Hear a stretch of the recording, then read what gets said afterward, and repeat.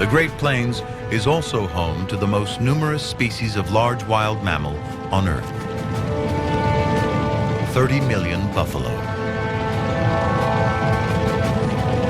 Herds up to 25 miles long race to summer breeding grounds on a collision course with the modern world.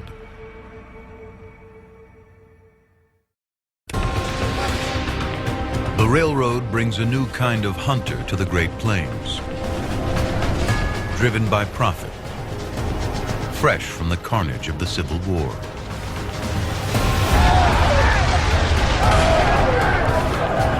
$2 million rifles are in circulation.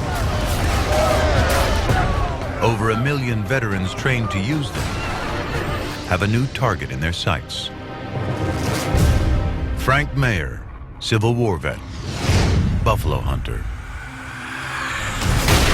I had nothing to look forward to in civilization. I was crazy about guns. Mayer tracks 2,000-pound buffalo, easily capable of crushing a man. He picks them off from 200 yards. You could kill them. What they brought was yours. They were walking gold pieces. Hunters harvest the buffalo for its hide. In 1872, they shipped over 1 million out of Kansas alone, worth $3 a piece back east. On a good day, Mayer earns more than the president.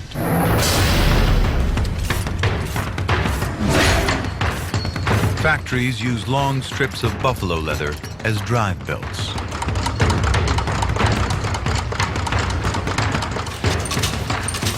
Small pieces become coats and shoes. To meet demand, hunters kill 8,000 buffalo a day for their hides alone. For Americans, this is progress because this is a natural resource. From the Indian perspective, they couldn't understand what the white people were doing. But of course, they knew that the decimation of those buffalo herds would change their lives forever. The Plains Indians depend on the buffalo and worship them. The buffalo were our strength, from whence we came and at whose breast we suck as babies all our lives. Black Elk is 6 years old when the railroad arrives. Unlike the white hunters, his people waste none of their kill. Sinews become bowstrings. Bones are cups and spoons.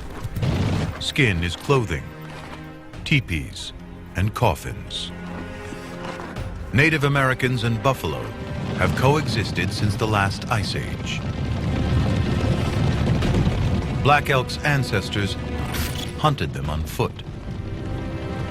There were no horses to ride. The modern horse isn't native to North America. Spanish conquistadors brought them from Europe in 1493. Some escaped to the Great Plains, perfect horse habitat.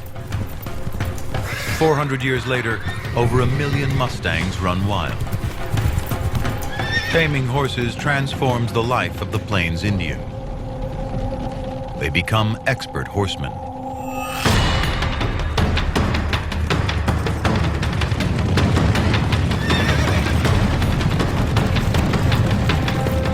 The battle cry went up, "Hookah!" which means to charge, and the hunters went in for the kill. On horseback, the bow is the weapon of choice. In the time it takes to reload a gun, a warrior can ride 300 yards and fire 20 arrows.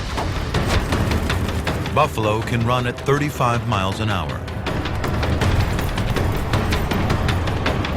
Hunts cover hundreds of miles over many days.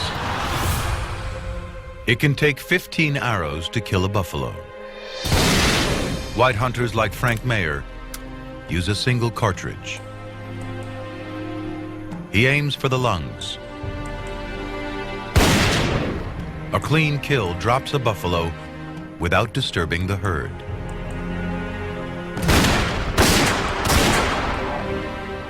$30 million are killed in little over a decade.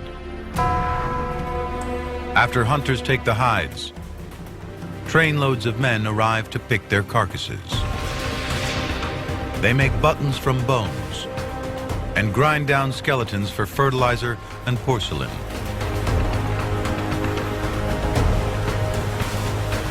The primary resource keeping Native Americans alive is gone. Facing starvation, they're forced onto reservations. My great-great-grandmother, Grandma Big Eagle, was alive when buffalo hunting ended. They weren't just saying goodbye to a kind of a foodstuff. They were saying goodbye to a way of being in the world. And I think for them to look back on that was just unspeakably sad.